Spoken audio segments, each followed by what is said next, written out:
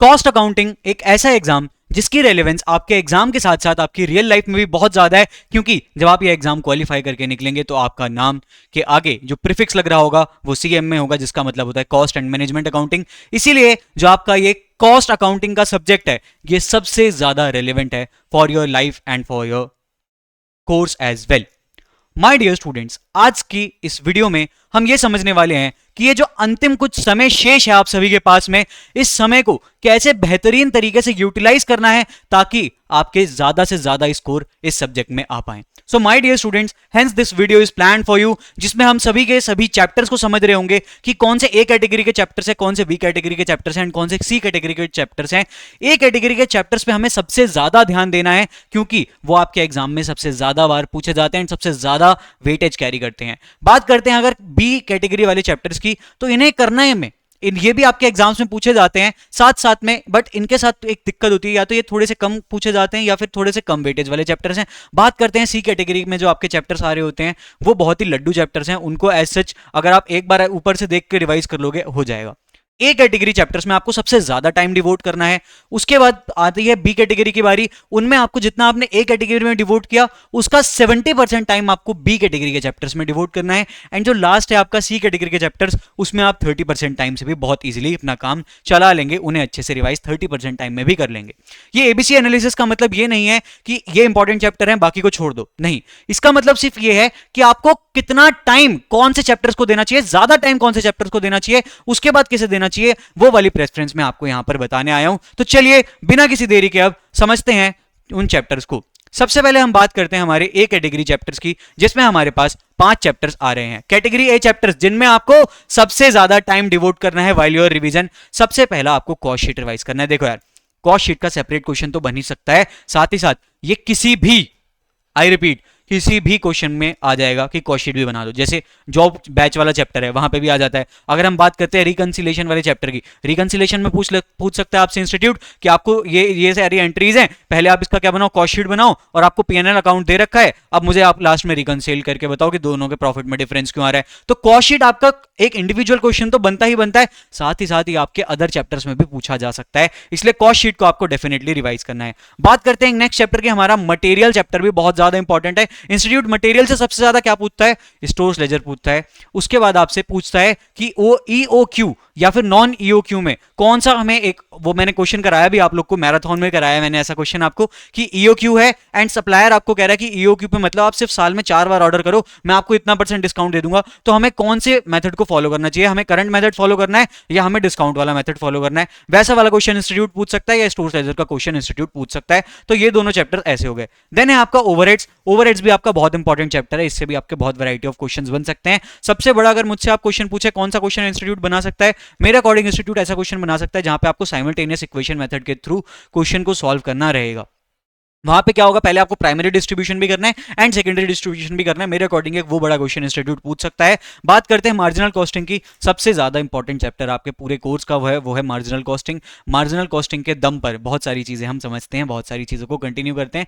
That's why आपका जो marginal costing का ये जो चैप्टर है बहुत ज्यादा इंपॉर्टेंट बन जाता है। फिर बात करते हैं हम स्टैंडर्ड की। स्टैंडर्ड में भी हमारे बहुत सारे अलग अलग वेरियंस निकल के आ रहे होते हैं, आपके लेबर वेरियंस, मटेरियल वेरियंस। तो जब इतने बहुत सारे फॉर्मूलाज हमारे स्टैंडर्ड कॉस्टिंग में भी है, जिसे भी रिवाइज करने में आपको अच्छा खासा टाइम डिवोट करना पड़ेगा, तभी जाकर आप इस चैप्टर में अच्छा खासा स्कोर कर पाएंगे। आइए बढ़ते हैं नेक्स्ट कैटेगरी की तरफ, जो है हमारी कैटेगरी बी।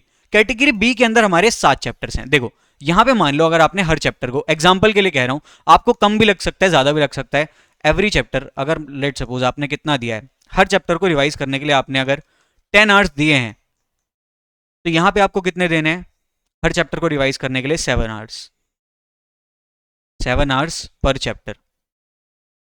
एग्जाम्पल के लिए कह रहा हूं क्योंकि हमें जो जितना टाइम हमने इसे यहां पे दिया है ए कैटेगरी के चैप्टर्स को, बी कैटेगरी चैप्टर्स को हमें रिवाइज करने में उसका 70% टाइम देना है। बात करते हैं इसमें चैप्टर्स कौन कौन से हैं। कॉन्ट्रैक्ट कॉस्टिंग में आपका, मुझे पर्सनली लगता है इस बार इंस्टीट्यूट आपसे वो एस्केलेशन वाला क्लॉज जरूर पूछेगा, एस्केलेशन क्लॉज के ऊपर इंस्टीट्यूट क्वेश्चन आपसे पूछ सकता है। बात करते हैं नेक्स्ट चैप्टर की, हमारा बजट चैप्टर जो है ये भी बहुत ज्यादा इंपॉर्टेंट हो जाता है, इससे भी इंस्टीट्यूट बहुत बार, ऑलमोस्ट हर अटेम्प्ट में इस पे इंस्टीट्यूट क्वेश्चन पूछता है। ऑपरेशन कॉस्टिंग हमारी, जिसे हम प्यार से सर्विस कॉस्टिंग भी कहते हैं, यहां से भी क्वेश्चन बन सकता है। मेरे अकॉर्डिंग इस बार जो बनेगा आपका वो बस वाला क्वेश्चन बन सकता है। बात करते हैं रिकंसिलेशन स्टेटमेंट की, बहुत ज्यादा इंपॉर्टेंट है, ये भी आता ही है। कॉस्ट अकाउंटिंग स्टैंडर्ड को हम कैटेगरी ए भी रख सकते थे, बट मैंने बी में इसलिए रखा है क्योंकि ये बहुत इजीली कम टाइम में रिवाइज हो जाता है एंड इससे भी क्वेश्चन डेफिनेटली आएगा ही आएगा। ये रिवाइज कर लो, 7 मार्क्स जेब में पक्के हैं।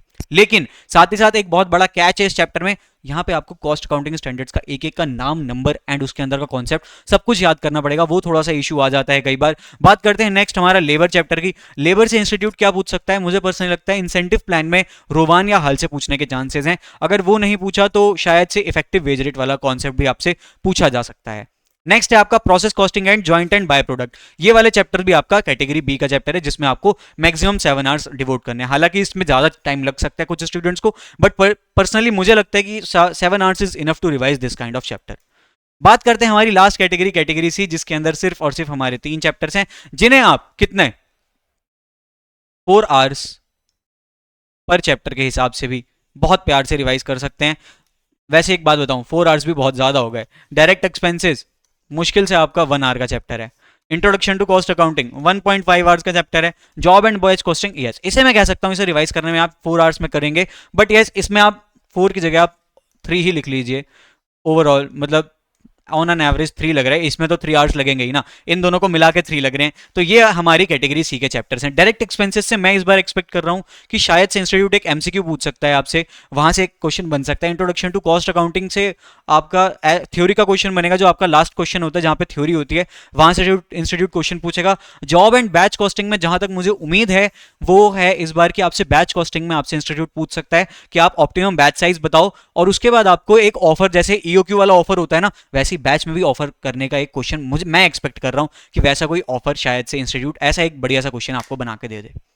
माय डियर स्टूडेंट्स, ये हो गए हमारे category A, category B and category C के चैप्टर्स, एंड इसमें आपको किस तरीके से रिवाइज करना है, किस तरीके से नहीं करना है, ये मैंने आपको बता दिया कि कितना समय आपको डिवोट करना है। डियर स्टूडेंट्स, एक बात आप सभी जान लें, आपके पास अभी भी अच्छा खासा समय है। अगर आपने ये बचे हुए समय को अच्छे से स्ट्रेटेजाइज करके यूटिलाइज करा, definitely you can still clear your examination.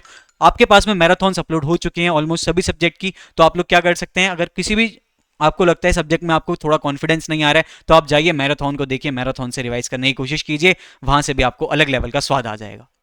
And yes my dear students, एक और चीज मैं आप सभी को बता दूं, विजय अभ्यास सीरीज हमारे चैनल पे चल रही है, जिसमें हम क्या कर रहे हैं, सभी के सभी फैकल्टीज आ रहे हैं आपके साथ में एंड सब एमसीक्यूज कर रहे हैं हम हमारे ग्रुप 1 के सब्जेक्ट्स की, जहां पे दिशा मैम ऑलरेडी 2 सेशंस ले चुकी हैं एंड कुलदीप सर के सेशंस भी कल से स्टार्ट हो रहे हैं। बात करते हैं मेरी, मैं आप सभी के साथ आ रहा हूं 27 एंड 28 को कॉस्ट अकाउंटिंग के एमसीक्यूज लेके, उसके बाद करण सर भी आपके सामने आएंगे regarding the MCQs of taxation. तो हम 30 मार्क्स आपके जो एमसीक्यूज के आएंगे, आपके इंस्टीट्यूट 30 मार्क्स पूछेगा ना एमसीक्यू में, वो तो पक्का कराने के लिए पूरी तरीके से तैयार हैं। बाकी 70 मार्क्स की भी तैयारी आपकी मैराथन के थ्रू आपको कराई गई है, बहुत हद तक करा दी गई है, वहां पे भी बहुत इंपॉर्टेंट चैप्टर्स को हमने कंसीडर किया है। बाकी आपके ए बी सी एनालिसिस आपको मिल गया है, तो अब देर किस बात की, अब देर किसी बात की नहीं है, लग जाइए आज सही काम में। मिलते हैं आप सभी से सीधा एमसीक्यू सेशन में, तब तक के लिए टेक केयर, बाय बाय।